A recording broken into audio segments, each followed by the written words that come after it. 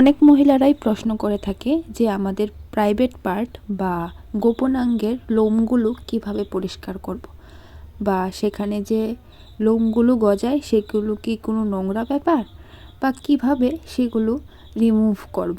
তো অনেকগুলোই প্রশ্ন কিন্তু মহিলাদের মনে ঘুরপাক খায়। চলো আজকের এই ভিডিওটা শুরু করা যাক। এখন বলবো কি কি পদ্ধতিতে তুমি তোমার গোপনাঙ্গের হেয়ারগুলো রিমুভ করতে পারবে। প্রথমত হলো শেভিং।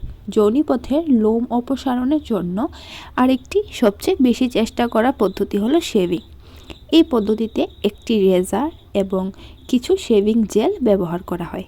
এটি ব্যবহার করা বেশ সহজ এবং পিউবিক চুল থেকে মুক্তি পাওয়ার একটা সুবিধাজনক উপায়।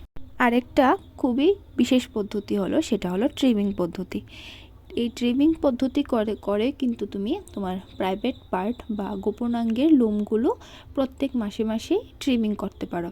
এর ফলে কিন্তু তোমার কোনো সংবেদনশীল বা ত্বকে জ্বালা সেরকম কিছু হবে না। কিছুদিন পর পর তুমি যদি ট্রিমিং করো তাহলে কিন্তু এটা অনেকটাই ভালো তোমার স্বাস্থ্যের জন্য।